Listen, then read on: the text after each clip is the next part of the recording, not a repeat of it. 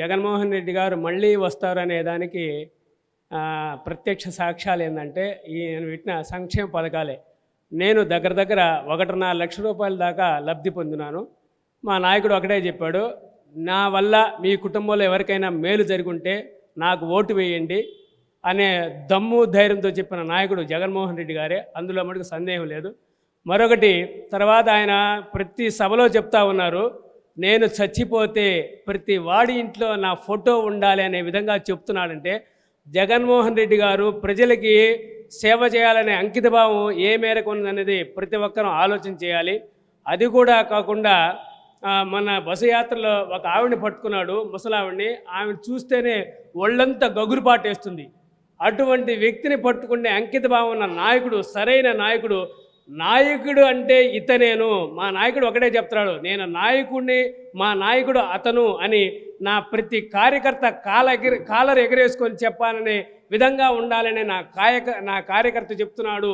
నా నాయకుడు ఈ విధంగా ఉండాలని చెప్పి నా గురించి నన్ను చెప్పుకోవాలని చెప్పి మా నాయకుడు కంఠాపటంగా చెప్తున్నాడంటే ఆయన పెట్టిన సంక్షేమ పథకాలు, అమ్మఒడి అయితేవి, తర్వాత రైతు భరోసా, ప్రతిదీ నాకంటే నేనేదైతే అర్హత పొంది ఉన్నానో ప్రతి దానికి నేను లబ్ధి పొంది ఉన్నాను. నేను లబ్ధి పొందున్నాను కాబట్టి నేను సైనికుడిగా ఈ వైసీపీ కార్యకర్తగా పనిచేసి నాతో పాటే 10 ఓట్లు వేయించి మా నాయకుడు ఎవరినైతే నిలబెట్టాడో, మాకు ఎవరు నిలబెట్టాడనేది మాకు అనవసరం, ఎవరికి టికెట్ ఇచ్చాడనేది మాకు అనవసరం. మా నాయకుడు మేము జగన్మోహన్ రెడ్డి గారిని పునః మళ్ళీ అధికారంలో తీసుకొచ్చే విధంగా ప్రతి ఒక్కరు మా శక్తి మేర మేము కష్టపడుతూ మళ్ళీ జగన్మోహన్ రెడ్డి గారిని అధికారంలో తీసుకొచ్చడానికి మేము శతవిధా ప్రయత్నిస్తున్నామని చెప్పి మేము కంఠాపటంగా చెప్పగలం. ఎందుకు చెప్తున్నామంటే ఆయన చెప్పే మాటలు, ఆయన అసలు ప్రతి ఒక్కరూ ఒకటి ఆలోచన చేయాలి.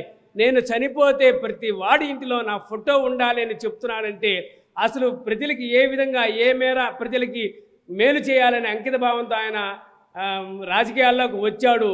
అంతకుముందు ఈ తెలుగుదేశం పార్టీ వాళ్ళు అసలు ఆయనకు అవసరం లేకపోయినా కూడా చంద్రబాబు నాయుడు గారు 23 మంది ఎమ్మెల్యేలు కొని 23 ఎమ్మెల్యేలో వాళ్ళకి మంత్రి పదవి ఇచ్చాడు. కానీ మా నాయకుడు 151 మంది కొని 151 మందిని గెలుచుకొని ఆ 20 అసలు మా నాయకుడు ఒకటే చెప్పాడు, నేను కనుక తలుపు తెరిస్తే, డోర్ తెరిస్తే 23 మంది నా దగ్గరకు వచ్చి చేరతారు. కానీ విలువైన రాజకీయాలు నేను చేయదలుచుకున్నాను. రాజకీయాలంటే విశ్వసనీయత ఉండాలి, విలువలు గల రాజకీయాలు చేయని చెప్పిన విలువైన నాయకుడు ఎవరన్నా ఉన్నారు అంటే ఒక జగన్మోహన్ రెడ్డి గారని చెప్పి నేను ఖచ్చితంగా ఘంటాపథంగా చెప్పగలను. ప్రతి వాళ్ళ ఇంటికి వెళ్ళినా ఒకటే చెప్తా ఉన్నారు, మేము ప్రతిదీ లబ్ధి పొందామయ్యా.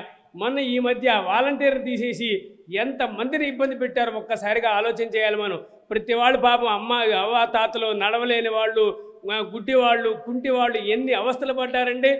అసలు 4 గంటకల్లా తలుపు తెరిచి డోరు కొట్టి చేతులు డబ్బులో పెట్టేవాళ్ళు ఎప్పుడు తెల్లవారుతున్నా చెప్పి 1వ తారీఖు ఎదురు చూసే అవ్వాతాతలు ఎంత క్షోభ అనుభవించారు.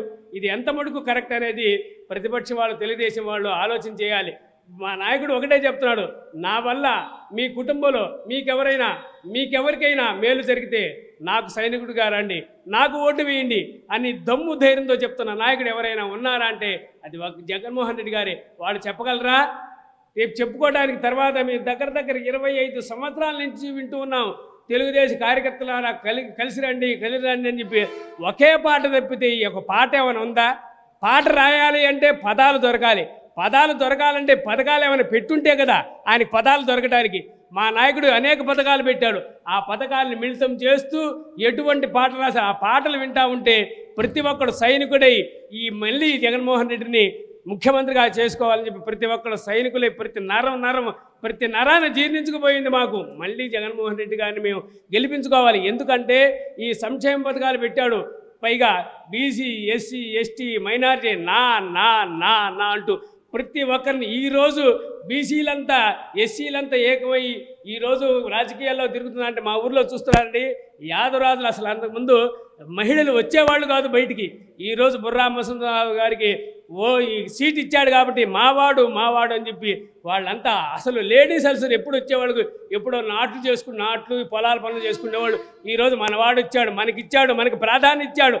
బీసీ అంటే ఒక యాదవరాజులే కాదండి, ప్రతి ఒక్కరు ఉన్నారు బీసీలో.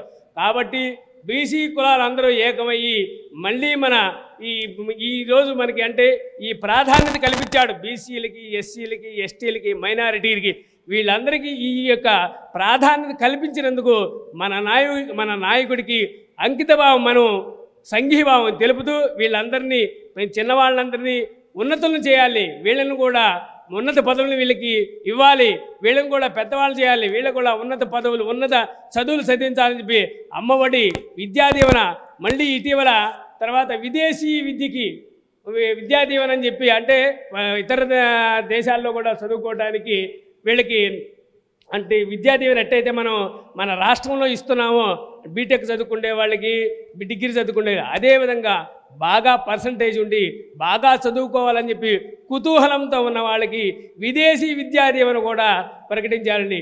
కాబట్టి ఇటువంటి నాయకుడిని మనం ఎప్పుడైనా మనం కోల్పోయినామంటే మళ్ళీ ఇటువంటి నాయకుడిని మనం సంపాదించుకోలేమని చెప్తూ ప్రతి ఒక్కరము ఈ నాయకుడిని మళ్ళీ గెలిపించుకోవాలని, ఈ యొక్క పార్టీని, మన పార్టీని, వైఎస్ఆర్ కాంగ్రెస్ పార్టీని అధికారంలో తీసుకొని రావాలని చెప్పి అందరినీ సవినయంగా కోరుతూ ఉన్నాను.